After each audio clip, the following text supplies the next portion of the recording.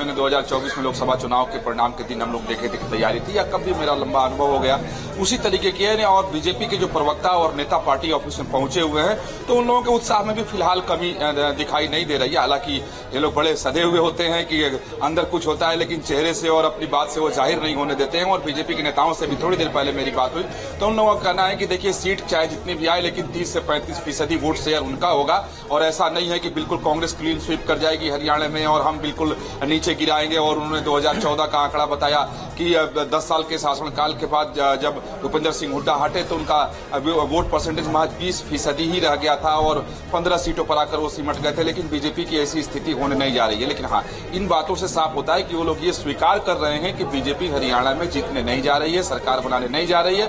हालांकि अलग अलग नेता अलग अलग दावा कर रहे हैं, लेकिन इन लोगों का ये साफ कहना है कि ऐसा नहीं है कि बिल्कुल कांग्रेस के लिए वहां खुला मैदान हमने छोड़ दिया था और कांग्रेस बिल्कुल क्लीन स्वीप कर जाएगी। बिल्कुल विकास जी, और जो इस वक्त की टैली है वो इस बात को साबित भी कर रही है। जो बात आप कह रहे हैं, बीजेपी 12 सीटों पर आगे चल रही है और कांग्रेस पार्टी 16 सीटों पर, सिर्फ 4 सीटों का अंतर है। लेकिन मनोज सर, हरियाणा का जो चुनाव है इस बार का, क्या आपको लगता है कि वो किसान आंदोलन के बैकग्राउंड में होने वाला चुनाव है जिसमें रोजगार भी एक बड़ा मुद्दा है?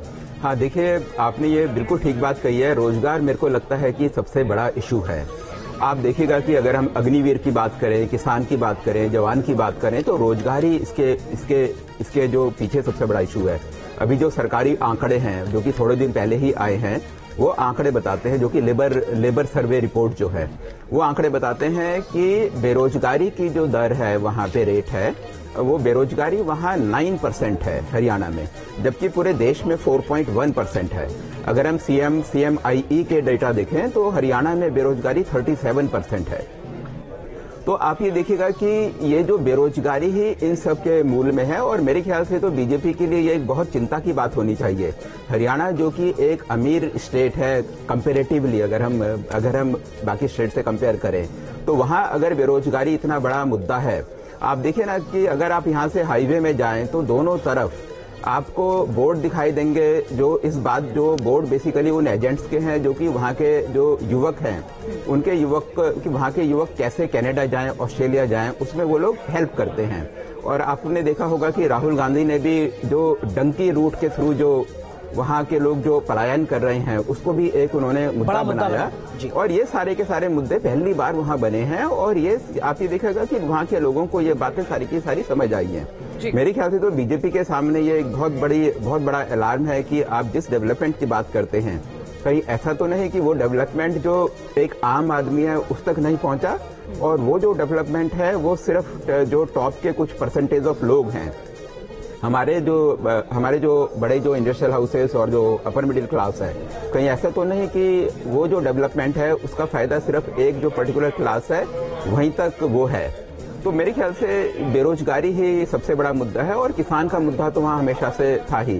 किसानों की जो डिमांड है, वो डिमांड मतलब किसानों को उम्मीद थी कि वो डिमांड पूरी होंगी, लेकिन वो तो वैसे की वैसे। और अनुराग, एक और बात मैं आपको बताऊं कि जब कोई भी सोसाइटी, कोई भी इकोनॉमी जब डेवलप करती है, तो उसका एक पैरामीटर ये होता है कि एग्रीकल्चर से कितनी जॉब्स आपकी इंडस्ट्रीज की तरफ जाती हैं। लेकिन इस पर्टिकुलर केस में ये जो आप देखेगा कि पिछले टाइम में जो लेबर सर्वे की रिपोर्ट है, उसमें जॉब्स बजाय एग्रीकल्चर के इंडस्ट्रीज में जाएं, इसका ठीक उल्टा हुआ है।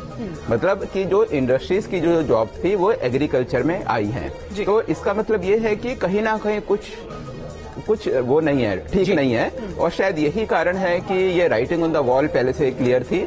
और मोदी जी ने भी जितनी रैली 2014 में वहां करी, उतनी रैली यहाँ नहीं की। मैं इसी बात को आगे बढ़ाते हुए एनके सर, जो मनोज सर भी यहाँ पर कह रहे थे, हरियाणा की राजनीति की बात करें, उन चुनावों की बात करें, जाति मैटर करती है यहाँ पर, वो तमाम मुद्दे जो मनोज जी ने और अनुराग यहाँ पर गिनवा रहे थे। लेकिन साथ ही साथ परिवारों की जो राजनीति है, वो जो दबदबा है, वो भी मायने रखता है।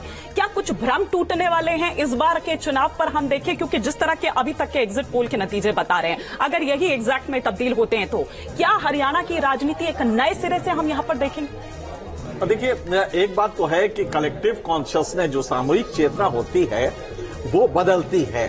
शिक्षा और जब भोगा हुआ यथार्थ उसके साथ मिल जाता है, जैसे कि अनएम्प्लॉयमेंट, एक मनोज जी ने बड़ी फंडामेंटल बात कही, जो कि एडमिनिस्ट्रेटिव फिलॉसफी में बीजेपी को सोचना चाहिए था।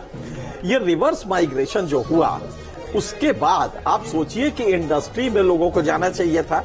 और ये बात बिल्कुल सही है कि 37% CMI का अगर आप देखेंगे तो 37% बेरोजगारी है, मतलब कराह रहा है हरियाणा। ऐसे में जब आप इसको एड्रेस नहीं करेंगे और जो लोग एग्रीकल्चर में वापस गए वो फिर वापस बाहर नहीं आ पाए, और उस पे आपने जले में नमक क्या छिड़का कि नीति आयोग से कभी 2 हफ्ते पहले रिपोर्ट दिलवा दी एन चुनाव के वक्त पे कि साहब हिंदुस्तान में अगर कोई एक राज्य है जहां अनएम्प्लॉयमेंट सबसे कम हुआ है वो है हरियाणा। इससे लोग और नाराज हुए क्योंकि ये एकदम झूठा रिपोर्ट था। तो हकीकत ये है कि आप बेरोजगारी को ढक रहे हैं, एग्रेरियन डिस्ट्रेस जो है, जो कृषि में दिक्कतें हैं, उसको आपने दबा दिया है। तो ये दोनों चीजें इतना डेडली कॉम्बिनेशन थी कि बीजेपी के सत्ता को नाराजगी, और नाराजगी थोड़ी बहुत नहीं थी। 9.5 साल जो कहा गया ना, 9.5 साल में आपको एक चीफ मिनिस्टर को अचानक हटाना पड़ा। उसके पीछे और जो नया चीफ मिनिस्टर आए वो बेचारा 6 महीने में 3 महीने में कितना कर पाएगा, इसलिए उससे तो हम नहीं कुछ। और जिसको हटाया वो कहीं पोस्टर में, बैनर में, रैलियों में कहीं